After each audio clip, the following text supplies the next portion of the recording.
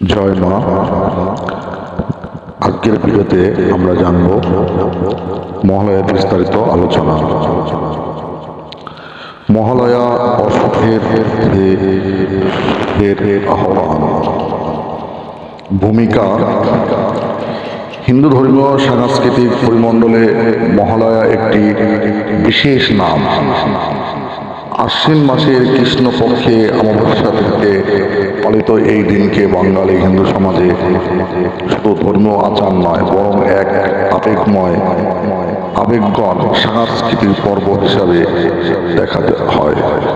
মহালয়ার সাথে জড়িয়ে আছে দুর্গাপূজার সূচনা, চণ্ডীপাঠ, দেন্দ্র কৃষ্ণ ভক্তের মন্ত্র উচ্চারণ। মহালয়া হল অশুভ শক্তির অবসান এবং শুভ শক্তির আহ্বান। এই দিনেই দেবী পক্ষের সূচনা হয়, আর ভক্তরা করে দেবী দুর্গা কৈলাসের মধ্যে আগমনের যাত্রা শুরু করে। মহালয়া কেবল একটি তিথি নয়, এটি হলো আলোক বনাম অন্ধকার, আশা বনাম হতাশা, শুভ বনাম অশুভের প্রতীকী সূচনা। মহালয়ার ঐতিহাসিক ও পৌরাণিক প্রেক্ষাপট। মহালয়ার মূল শিকড় খুঁজে পাওয়া যায় মার্কণ্ডেয় পুরাণে কথিত শ্রী শ্রী চণ্ডী বা দেবী মাহাত্ম্য গ্রন্থে।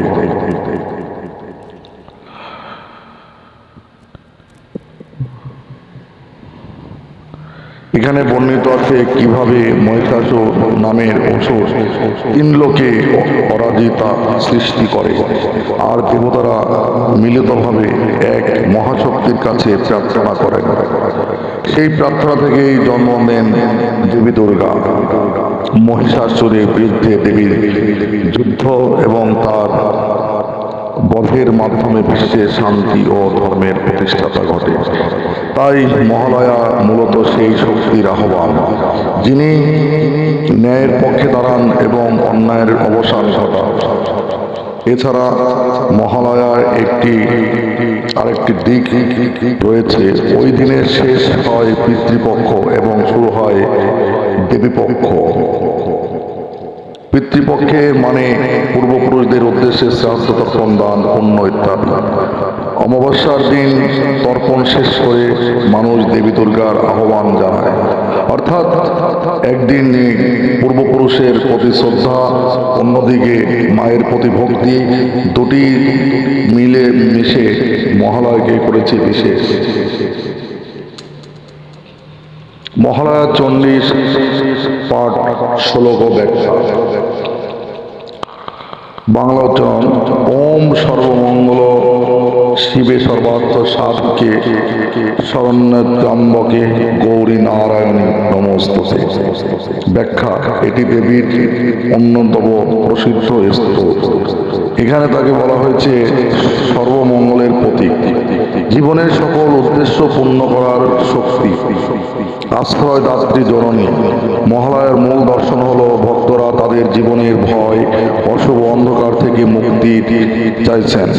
তাই এই শ্লোক কেবল মন্ত্র নয়, এটি মানুষের হৃদয়ের আকুল প্রার্থনা।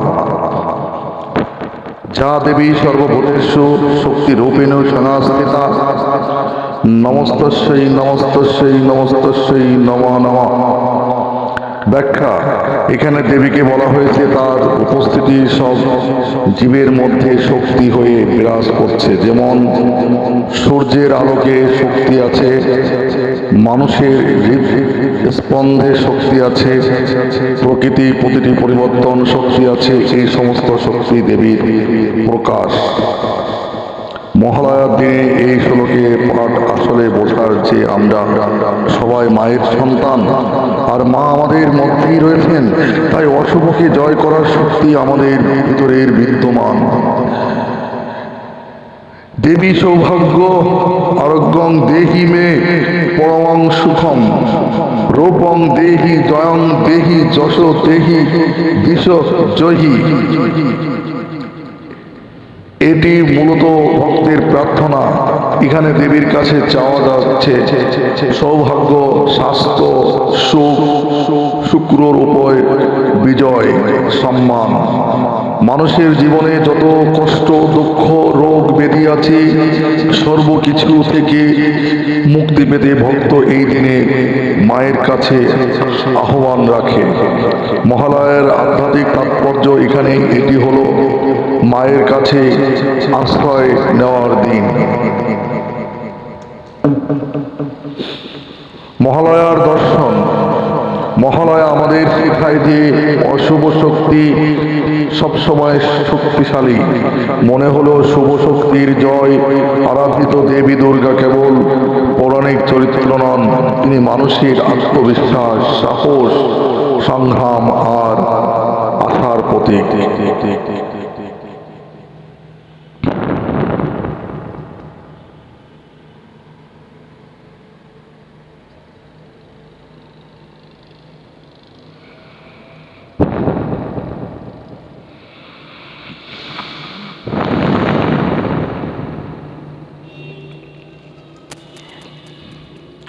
মহালয়ার সাংস্কৃতিক যাত্রা। রেডিওতে মহালয়া এক অমর ঐতিহাসিক বা ঐতিহ্য। মহালয়ার সাথে জড়িয়ে আছে এক অনন্য আবেগ। রেডিও মহালয়া 1901 সালে অল ইন্ডিয়া রেডিও মহালয়া অমাবস্যার ভোরে প্রথমবার সম্প্রচার শুরু করে চণ্ডীপাঠ। বীরেন্দ্র কৃষ্ণ ভদ্রের কণ্ঠে মহিষাসুর মর্দিনী স্তুত ভোরে নীরব আকাশ ভেসে ওঠে। তার কণ্ঠের গাম্ভীর্য, ভক্তিভাব আর ঐন্দ্রজালিক উচ্চারণ মানুষকে নিয়ে যায় দেবী শক্তির এক অপার্থিব জগতে। আজও কোটি বাঙালি মহালয়ার ভোরে রেডিও, টিভি কিংবা ইউটিউবে সেই চণ্ডীপাঠ শুনে দিন শুরু করে। এটা যেন দুর্গাপূজার প্রথম ঢাকের শব্দ, যা এক ধরনের কম্পন তৈরি করে মানুষের মনে। বাংলাদেশের প্রেক্ষাপটে মহালয়া। বাংলাদেশে মহালয়া বাঙালি হিন্দু সমাজের কাছে একই আবেগের উৎসব। গঙ্গার তর্পণ এর মতো এখানে নদীর ঘাটে তর্পণ করা হয়। সকালে মন্দিরে বিশেষ চণ্ডীপাঠ ও প্রার্থনা হয়। পরিবারের সবাই মিলে পিতৃপক্ষের শ্রাদ্ধ কর্ম সম্পন্ন করে দেবীকে আহ্বান জানায়। এছাড়া টেলিভিশনে মহালয়া নিয়ে বিশেষ অনুষ্ঠান প্রচারিত হয়, যেখানে চণ্ডীপাঠ, নৃত্য, নাট্য, সঙ্গীত সবকিছু মিলে এক বিশেষ আহ্ব তৈরি করে। সংস্কৃতি ও আবেগগণ দিক। মহালয়া কেবল ধর্মীয় অনুষ্ঠান নয়, এটি হলো সাংস্কৃতিক অভিজ্ঞতা। চণ্ডীপাঠের মধুর শব্দ, ধনুচিত নাচের শব্দ, ছন্দ, শাঁখের ধ্বনি, কাশফুলের দোলা, এসব মিলে মহালয়া যেন প্রকৃতি আর মানুষের মিল মেলা। অনেকের শৈশব স্মৃতিও জড়িয়ে আছে মহালয়ার সাথে। ভোরের ঘুম থেকে উঠে রেডিওর সামনে বসা, পরিবারের সাথে একসাথে মহালয়া শোনায়। এসব স্মৃতি আজও ভক্তির চোখে ভিজিয়ে দেয়। আরও কিছু গুরুত্বপূর্ণ শ্লোকের ব্যাখ্যা। যা দেবী সর্বভূতেষু মাতৃরূপেণ সংস্থিতা, নমস্তস্যৈ নমস্তস্যৈ নমস্তস্যৈ নমঃ নমঃ। ব্যাখ্যা। এখানে দেবীকে মাতৃরূপে বন্দনা করা হয়েছে। তিনি কেবল শক্তির প্রতীক নন, তিনি মা। মহালয়ার দিনে মানুষ তাকে আহ্বান করে মাতৃ স্নেহের আশ্রয় পেতে। অর্থাৎ দেবী দুর্গা শুধু যুদ্ধ জয়ী নন, তিনি সন্তানদের দুঃখ দুর্দশা দূর করে আশ্রয় দেন। সৃষ্টি স্থিতি বিনাশানাং শক্তিভূতে সনাতনী গুণাশ্রয়ে গুণাময়ে নারায়ণে নমস্তুতে।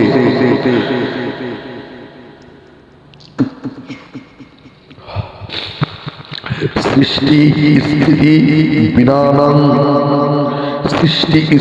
বিনাশানাং শক্তিভূতি সনাতনী গুণাশ্রয়ী গুণাময়ে নারায়ণী নমস্তুতে। এই শ্লোকে দেবীকে বলা হচ্ছে, তুমি সৃষ্টির শক্তি এবং বিনাশের শক্তি। তুমি সৃষ্টির শক্তি, তুমি স্থিতির শক্তি এবং বিনাশের শক্তি। মহালয়ার দিনে দেবীকে আহ্বান করা হয় মহাবিশ্বের মূল শক্তি হিসাবে। এর দার্শনিক অর্থ হল জন্ম, জীবন আর মৃত্যু সবই দেবীর খেলায় পরিচিত। আধুনিক সময়ে মহালয়া, আজকের দিনে মহালয়া কেবল রেডিও বা টিভিতেই সীমাবদ্ধ নয়। ইউটিউব, ফেসবুক লাইভ, অনলাইন প্ল্যাটফর্মে মহালয়া প্রচার হচ্ছে। তরুণ প্রজন্মকে মহালয়াকে কেন্দ্র করে তৈরি হচ্ছে শর্ট ফিল্ম, ড্যান্স করার আবৃত্তি ব্লগ। মহালয়া আজ উঠেছে গ্লোবাল বাঙালির মিলন ক্ষেত্র। তবে পরিবর্তনই যতই হোক, মূল আবেগ একই রয়ে গেছে। মায়ের আগমন, শুভ শক্তির জয় আর অশুভের আহ্বান। উপসংহার, মহালয়া হলো এক সেতুবন্ধন। একদিনে পূর্বপুরুষের প্রতি শ্রদ্ধা, অন্যদিকে দেবীর প্রতি ভক্তি। একদিকে দেবীর আচার, অন্যদিকে সংস্কৃতির আবেগ। এই প্রমাণ করে যে মহালয়া কেবল ক্যালেন্ডারে একটি দিন নয়, বরং বাঙালি সমাজের প্রাণের উৎসব।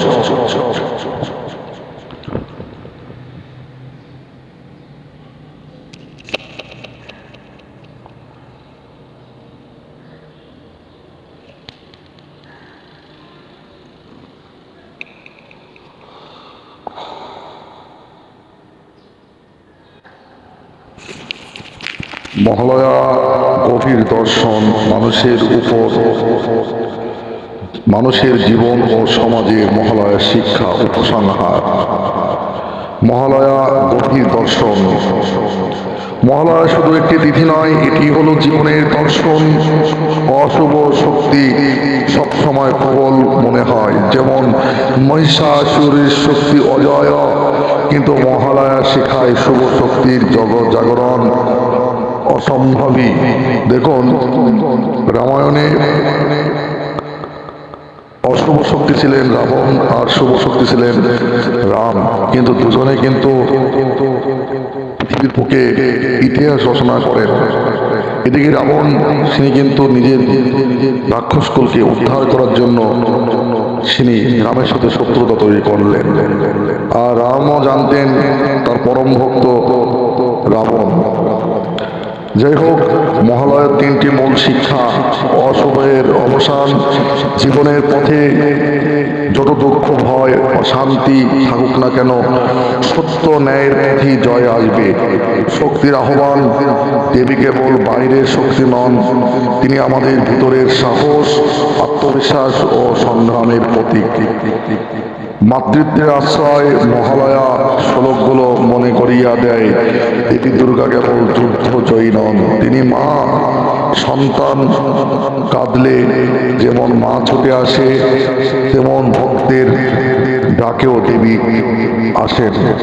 জীবন দর্শনের সাথে মহালয়া, জীবনের প্রতিটি মানুষ কোনো না কোনো মহিষাসুরের মুখোমুখি হয়, হোক তা জয়, দুশ্চিন্তা, রোগ অথবা অন্যায়। মহালয়া আমাদের শেখায় সেই অশুভ শক্তিকে প্রস্তুত করার সাহস যোগাতে, অথবা একটি শেখায় বিনয়, কারণ আমরা যত শক্তিশালী হই না কেন, শেষ পর্যন্ত আশ্রয় নিয়ে হয় মায়ের কাছে। উপসংহার, মহালয়া আসলে আলোক বনাম অন্ধকারের চিরন্তন লড়াইয়ের সূচনা। এটি আমাদের ভিতরের শক্তিকে জাগিয়ে তোলে, মনে করিয়ে দেয় শুভ শক্তির জয় নিশ্চিত, মায়ের আশ্রয় অটল। জীবনের প্রতিটি সংগ্রাম শেষে বিজয়ের আলো জ্বলে উঠবে। তাই মহালয়া হলো বাঙালি প্রাণের উৎসব, ভক্তির পাশাপাশি সাংস্কৃতিক উৎসব। জয় মা দুর্গা, জয় মা চণ্ডী। আসুন আমরা সবাই বলি, জয় মা দুর্গা, জয় মা চণ্ডী।